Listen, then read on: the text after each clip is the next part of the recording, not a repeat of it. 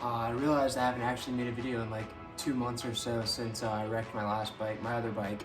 But the CB's come a long way. It's done. I've been riding it around, kind of fine-tuning some things and figuring out what worked and what didn't work. We made some changes. If you follow the Instagram page, you've seen all of that.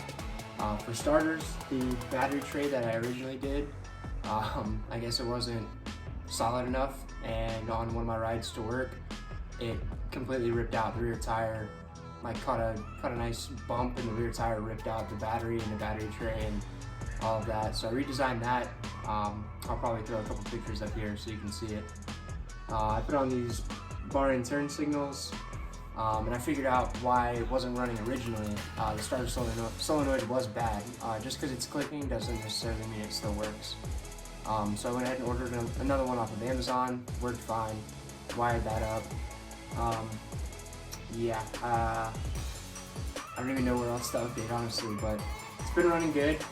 One of the things that I've been sorting out is just the tuning of the actual carburetors themselves.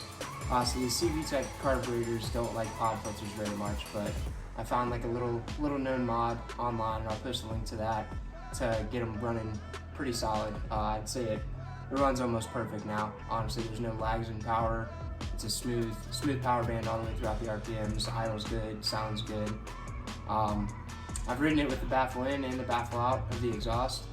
Baffle in, it's a lot more tolerable for longer rides. Baffle out, it sounds disgusting in a good way.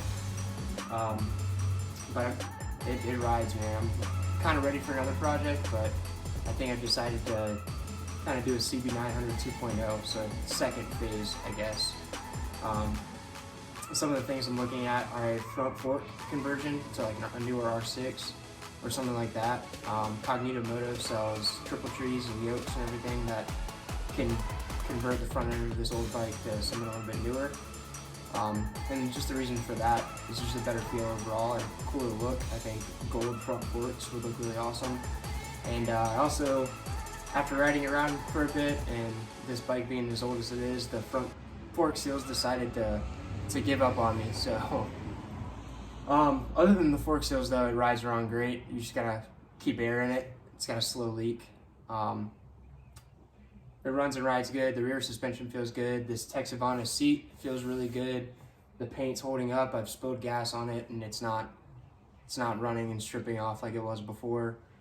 That's all I really got. I'll talk about build price now. All right, guys, I got the build breakdown for you. So we'll start off when I picked up the bike. I got it for $400, not running. So my first order of business there was to rebuild the carburetors. So the hardware for the carburetors, the carb cleaner, fuel lines, and the fuel filter, $64 for all of that. Then I got into modifying the frame. So the hoop for the seat was $38.41. And then I started stripping and priming the frame.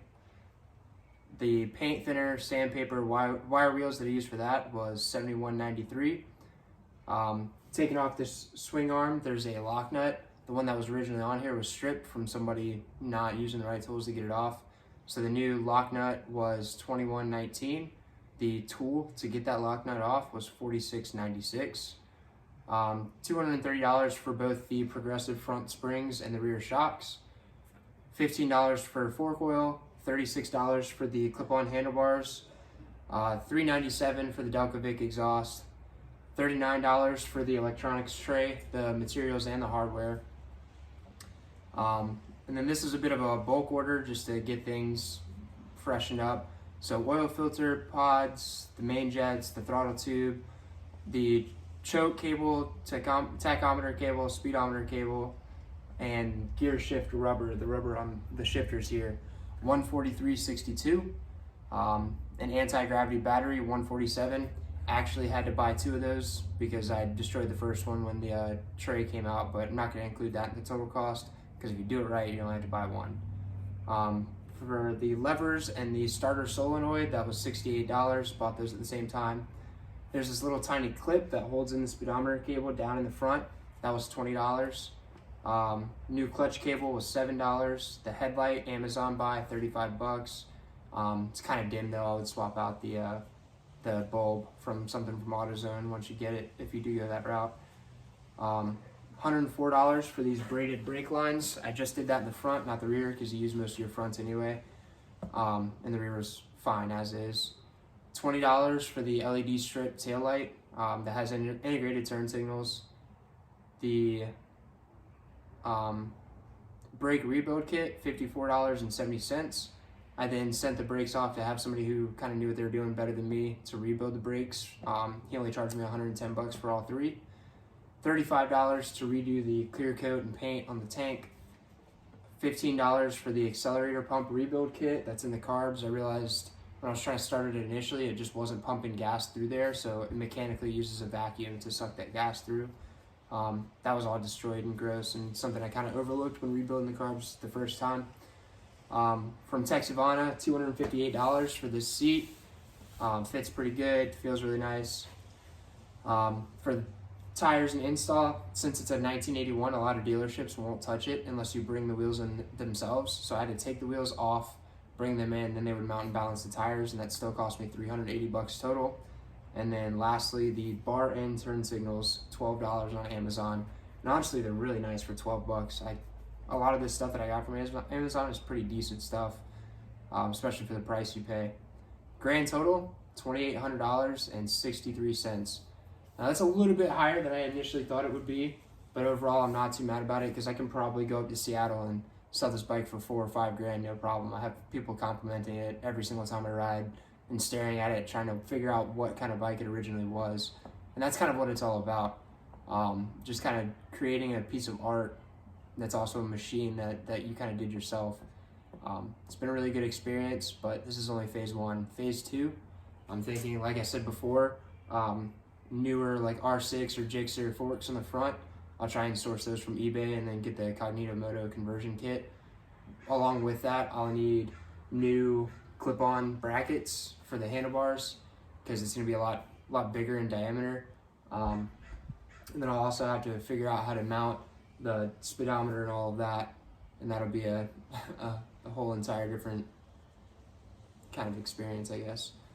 I also want to switch over to the Moto Gadget M unit and just redo all of the electronics on this thing. I'm not having any issues now. I just think it'll be a lot better for longevity. And also it has a couple really cool features to it that I'm really interested in. And also just to simplify everything, and so it doesn't look like such a bird's nest when you take the seat off, because it's kind of a mess under there. It just kind of fits stuff where it would go.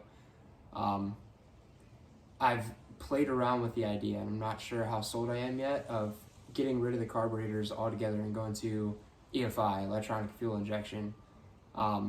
Seems like it's a pretty big job, especially because you have to plumb some sensors into the engine, and these old engines weren't built for that. So I'm going to do some research, see how much work it would take. If the juice is worth the squeeze, then we'll do that. We'll go that route. But if it's not, then I might just, my next project be fuel injected. We'll see. I mean, kind of the point is to do something that not a lot of people do, but I guess there's a reason nobody's done it, or not a lot of people have done it yet.